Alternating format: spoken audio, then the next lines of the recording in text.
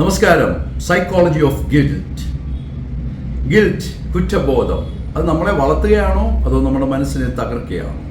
പലപ്പോഴും നമ്മളുടെ ഉള്ളിൽ വർഷങ്ങൾക്ക് മുമ്പ് പോയ ചില തെറ്റുകൾ, അല്ലെങ്കിൽ നമ്മുടെ ഉള്ളിലെ ചില വേദനകൾ, പ്രയാസങ്ങൾ ഒക്കെ നമ്മൾ ചെയ്ത ചില കാര്യങ്ങൾ നമ്മുടെ മനസ്സിൽ ഇന്നും വേദനയായി കിടക്കുന്നുണ്ടെങ്കിൽ അത് മറ്റൊന്നുമല്ല, കുറ്റബോധമാണ്.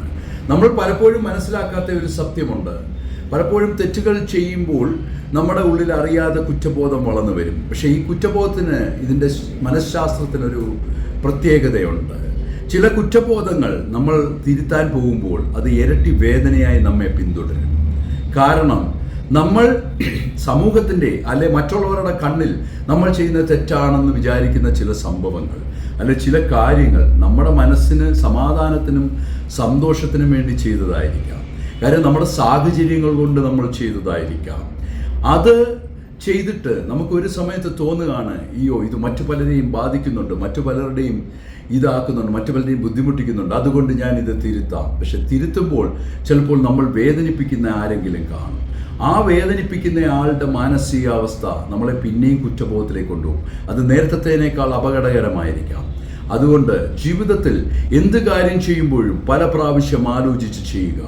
കാരണം ചെയ്യുന്ന കാര്യങ്ങൾ പിന്നീട് കുറ്റബോധമുണ്ടാക്കുന്ന കാര്യങ്ങളാവരുത്. ഇനി നമ്മളൊരു കാര്യം ചെയ്തു, നമ്മുടെ സാഹചര്യം, നമ്മുടെ ജീവിതം, ലോകത്തിനെ മുഴുവൻ വിശ്വാസത്തിലെടുത്ത് നമുക്കൊന്നും ചെയ്യാൻ പറ്റില്ല. നമ്മൾ ജീവിക്കുന്നത് നമുക്ക് വേണ്ടി കൂടെയാണ്. എന്ന് വെച്ചാൽ ആരെയും ദ്രോഹിക്കാനോ ആരെയും ഇല്ലാതാക്കാനോ അല്ല.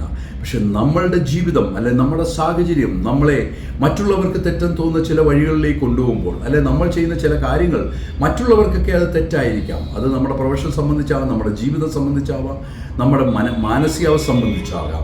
അങ്ങനെ നമ്മൾ ചെയ്യുന്ന ചില കാര്യങ്ങൾ മുന്നോട്ട് പോകുമ്പോൾ മറ്റുള്ളവരെന്ത് പറയുമെന്ന് വിചാരിച്ചൊരു കുറ്റബോധത്തിലേക്ക് നമ്മൾ വരികയാണെങ്കിൽ അത് നമ്മുടെ മനസ്സിനെ അസ്വസ്ഥമാക്കും. നമ്മൾ എന്ത് ചെയ്യും? അത് തിരുത്താൻ വേണ്ടി നമ്മൾ അതിനേക്കാൾ വലിയൊരു തെറ്റ് ചെയ്യും. പക്ഷെ അത് തെറ്റാണെന്ന് അന്നേരം മനസ്സിലാവില്ല. ഒരിക്കലും നിങ്ങളുടെ ജീവിതത്തിൽ നിങ്ങൾ എന്ത് ചെയ്താലും നിങ്ങളുടെ മനസാക്ഷിയെ കൂടെ നോക്കുക, നിങ്ങളുടെ മനസ്സിൻ്റെ സമാധാനം കൂടെ നോക്കുക. നിങ്ങൾ മറ്റുള്ളവർക്ക് വേണ്ടി നിങ്ങളുടെ മനസ്സിലെ കുറ്റബോധം എന്ന ഒരു മാനസികമായ പ്രശ്നത്തിലേക്ക് നയിക്കാതിരിക്കുക. കുറ്റബോധം ഒത്തിരി മാനസിക പ്രശ്നങ്ങളിലേക്ക് പിന്നീട് നയിക്കാറുണ്ട്.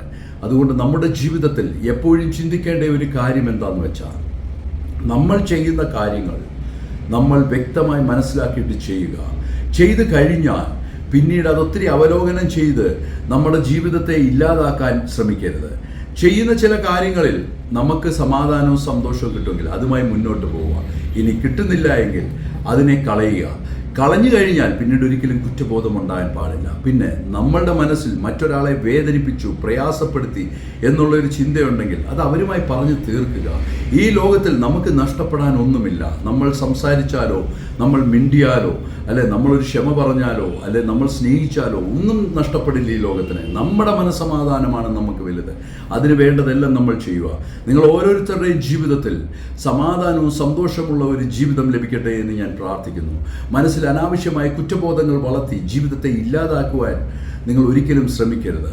നിങ്ങളെ ദൈവം അനുഗ്രഹിക്കും. ഞാൻ നിങ്ങളോടൊപ്പം ഉണ്ട്. നിങ്ങളും എന്നോടൊപ്പം കാണുമെന്ന് ഞാൻ വിശ്വസിക്കുന്നു. ഞാൻ നിങ്ങളുടെ ഡോക്ടർ ഡഗ്ലസ് കെ. വീണ്ടും ഒരു മനഃശാസ്ത്ര യാത്രയിലൂടെ നമുക്ക് കാണാം. Thank you.